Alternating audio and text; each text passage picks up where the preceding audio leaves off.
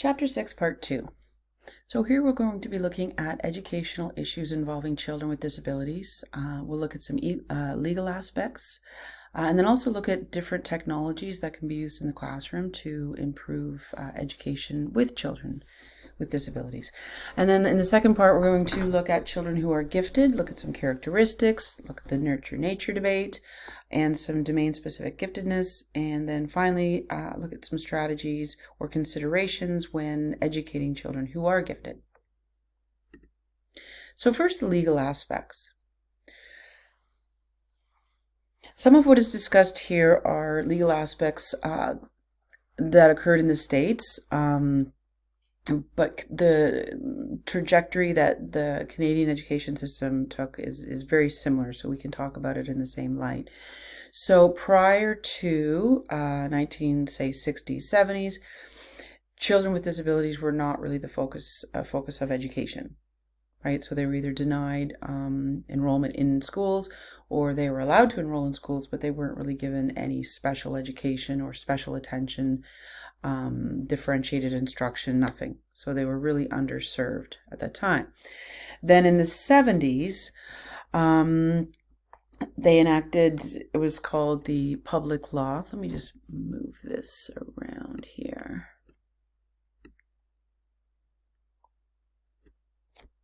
Yeah, so they passed a law that sort of gave some mandates around working with individuals with disabilities.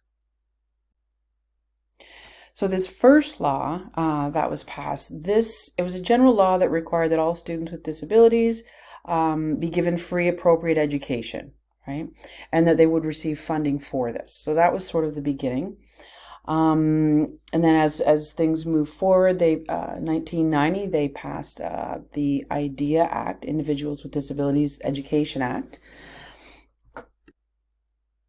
And this was revised again in 1997 and in 2004 and so on and so on.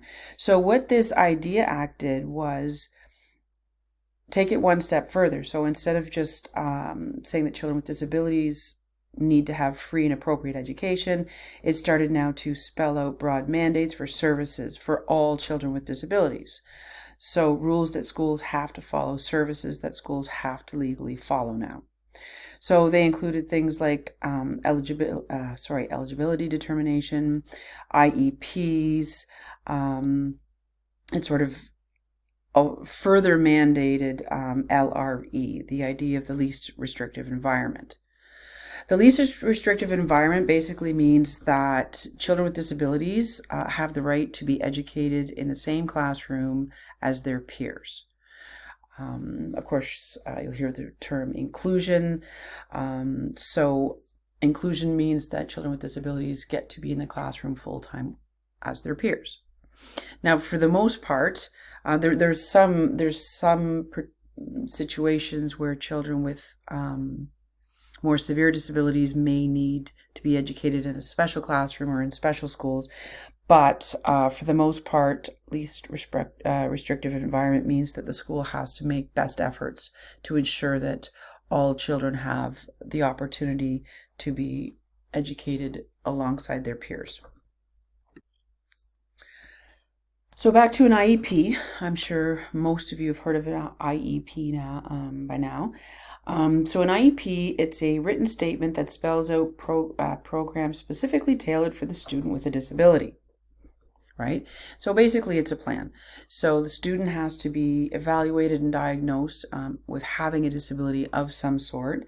And then the school team gets together with the counselors, oftentimes a social worker, different people in the school, and they come up with a plan.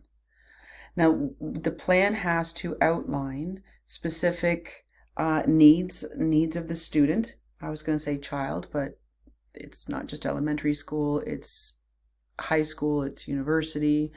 So we'll say student.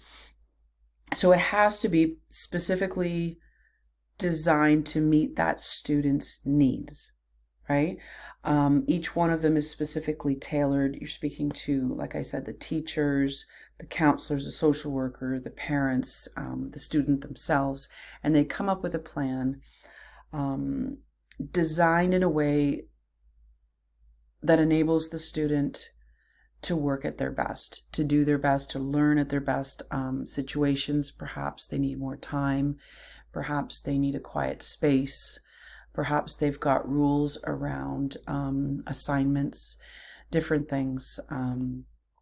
Yeah, and then it's the school's responsibility to follow this plan as closely as possible. There's, some issues sometimes around schools doing so. And in that case, it's often, I'm trying to make this little square thing the right size, and I'm not able to change it.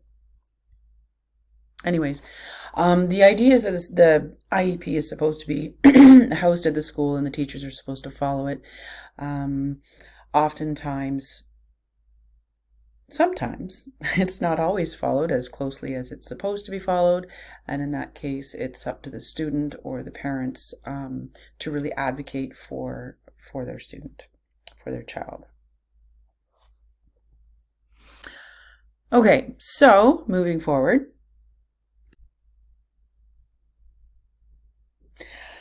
So another amendment that was made in 1997 is talking about behavioral supports, just outlining how behavioral supports for children have to be culturally appropriate.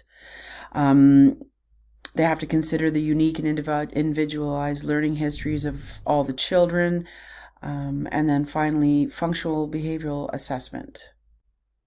So outlining rules for addressing different behaviors, right? Different problems. So in functional behavior assessment, you look at the consequence, you look at the behavior that occurred, and you look at what possibly triggered the behavior. Those are called the antecedents. You look at the setting, and then you look at the consequence that came out of it. And in doing so, it's about understanding the behavior within the context and then coming up with a strategy or an intervention in order to change that behavior. Now, while that all seem sort of commonplace now in 2022, back before 1997, there weren't necessarily, there wasn't so much structure in terms of disciplining and consequences in the classroom. So these amendments add structure for teachers and educators to follow. Working with children with disabilities. I'm going to take this off here. There. Working with children with disabilities. So these are ideas for regular classroom teachers. Okay. So first and foremost, of course, follow the student's individualized education plan. You may have a few in one class. It's important that you go through it from start to finish and really learn about what that is. You can speak with the parents. Just understand it fully, because you're sort of holding that place in the classroom. You're sort of responsible for making sure that anything that is outlined in there, you're sort of advocating for the student as well, right? Encourage your school to provide increased support and training in how to teach children with disabilities. Become knowledgeable about the types of children with disabilities present in your classroom. So again, and always, getting to know your students. Be cautious about labeling children with disabilities. Of course, and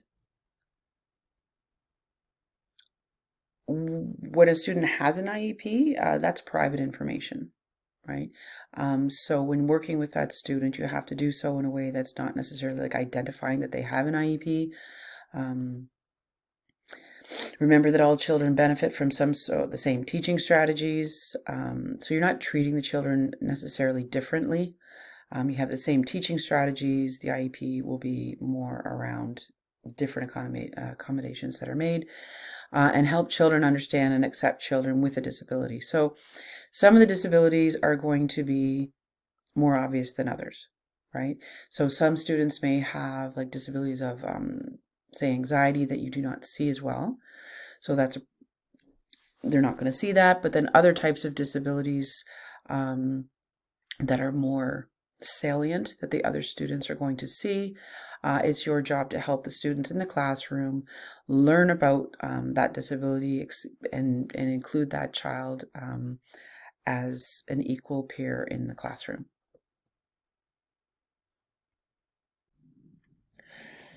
There's different types of technology that you can use in the classroom to assist in teaching kids with different types of disabilities.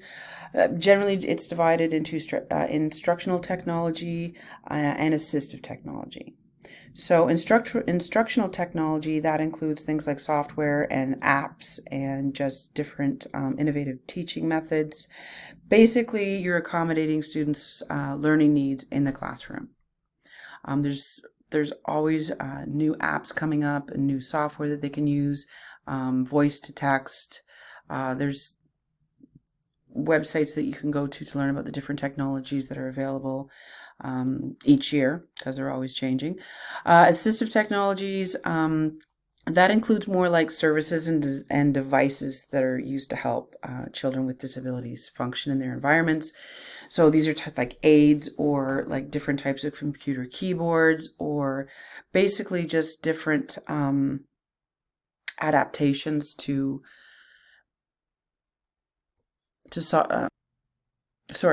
adaptations to technology that can help children, say with like hearing impairments or vision impairments or say physical impairments of some kind. Okay, characteristics of gifted children. So we'll talk a little bit about the characteristics, nature, nurture, domain-specific giftedness, and then some of the struggles that they may have and strategies that you can use for educating gifted students in your classroom. So characteristics of gifted children. So gifted children are usually, obviously they have above average intelligence, and it's stated that it's an IQ of 130 or higher. So they can have a general IQ of 130 or higher to be considered gifted, or they can have superior talent in one specific domain, right? For example, things like art or music or mathematics or anything, any area where they're excelling higher, much higher than their peers. U.S. government, they have described 5 areas of giftedness. You can have intellectual giftedness, academic, creative, visual and performing arts, and leadership. Okay. So children who are gifted tend to share 3 main characteristics, criteria. First is that they are precocious. Now, what does this mean? So precocious means that they learn at a higher rate. They just develop certain abilities earlier than usual on their stage, than other people at their peers. I'm stumbling over my words here. Sorry about that. So when they're with their peers and they're beginning to learn a specific activity or a specific domain like art or math, their learning is just easier. It's easier for them. It's effortless for them. And they just seem to come by it naturally and grow faster at that. Secondly, it is said that they march to their own drummer. So what does this mean? This means that children who are gifted, they just learn differently than other children, generally. Okay. They say in the text here, they learn qualitatively different than other children. So what that means is that they don't need instruction. They often don't want direct instruction. They don't want the support or the scaffolding. They like to figure things out on their own. They do stuff at a faster rate than their peers. And they just sort of enjoy figuring something out at their own pace on their own, and they're quite skilled at doing it. And then finally, gifted children often have a passion for mastery. So children who are gifted have often have an internal drive to master a particular skill or to figure something out, right? So because they're highly driven to figure stuff out and learn stuff and become very, very good at it, they have intense focus. They don't generally need to be pushed by their parents. They just have this very high internal drive, and internal motivation, intrinsic motivation to learn and master a skill. So when we look at the nature-nurture debate of giftedness, as always, it's likely found to be both. So individuals who are gifted will usually will usually state that they recognize that they learned easier and things came somewhat effortlessly from a very young age, right? So sort of the inclination there, and we know that intelligence is heritable as well. So there is the nature aspect of giftedness, but then of course, especially when it comes to, say, domain specific. So if somebody were say gifted in the area of art or sports or anything, there's a degree of the nurture of the environment, right? They tend to have very strong supportive families, and they train in these particular areas for years and years, right? So in both cases, it's a combination of nature and nurture. And next they talk about domain-specific giftedness. So generally when somebody is gifted, it does not mean that they're gifted at everything, right? So if you have your IQ of over 130, typically you'll tend to be better at something. Like you may be more gifted at, say, math, or in the arts, or in some physical way, but it tends to be more in one domain over others. You're not gifted at everything. So that's why if you're looking at research on giftedness, it's not going to be giftedness in general. It's going to be giftedness in relation to a specific domain, specific developmental property. Okay, educating children who are gifted. What are some special strategies that you can use for that? What are some things that you have to keep in mind when you know that you have gifted children in your classroom? So learning special strategies or ways to keep gifted children engaged in the classroom is really important, because children who, if they're not engaged and they're not feeling challenged, then you can get into some behavioral problems. They become bored, just basically daydream. Sometimes gifted children, because they're bored and they're not engaging in activities the same as their peers, they can become socially isolated. There's different problems that they can have, right? Another issue that a friend of mine does research on is gifted children. Things come so easily to them that they don't actually learn study skills, right? They don't actually learn how to do homework or how to build the skills that their peers are using, because things come so easy. So by the time they hit university and things become a little bit more challenged and they have to do things on their own, they have not been developing these skills over the past 10 years like their peers have, and they can feel quite overwhelmed.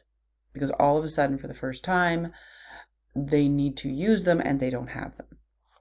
Okay, so lots of things to consider with gifted children. Some things they discuss, special classes. So they're called pull-out programs. Okay, and they still do this today. Because I speak to kids and ask what's going on in their classrooms. So what this means is that they'll have a gifted class sort of at a particular time during the day, and children who are gifted will get pulled out of the regular classroom to go and do a special class. Acceleration and enrichment in the classroom setting. So acceleration basically is grade skipping, right? Or what they can also be doing is doing more enriched classroom work within the classroom. Mentorship and apprenticeship programs. So that is you can have older students mentoring them, or people in the community coming in and just basically these students learning from experts and just giving them new challenges, right? And then finally, work study and or community service programs. So that's having, say, after school or like on the weekends, having different activities that they can do, problem-solving activities, projects, working with people in the community, to sort of really challenge them over and above their regular workload.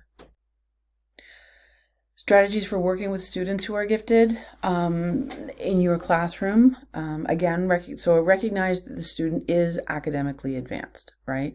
So get to know your students, know that they are academically advanced, notice that this is over and above that learning just comes easier for them. There's lots that comes along with it.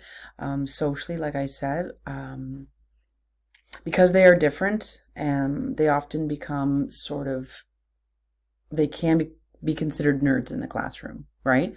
They can become nerds or geeks or whatnot. They can become socially isolated in the classroom. They're not learning in the same way that their peers do. So they may feel very different. Guide students to new challenges and ensure that the school is a positive experience. So providing challenges over and above to these students in the classroom to keep them engaged. Remember that giftedness is usually domain specific. So just because they happen to be very gifted in one area, they are not gifted in all. So they need the same instruction as other students, right? Monitor the accurate evaluation of the child's readiness to be accelerated. If it's grade skipping, which we often don't do anymore, right? But you can do an evaluation with the student and with the parents and everyone.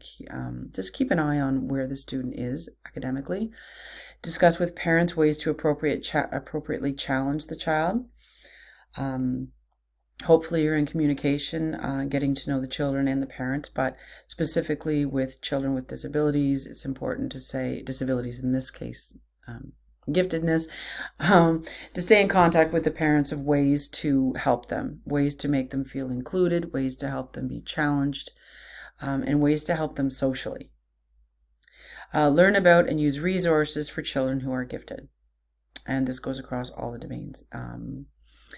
Learning about and using resources for children who are gifted, but children also who have ADHD, any of the exceptionalities that we're talking about.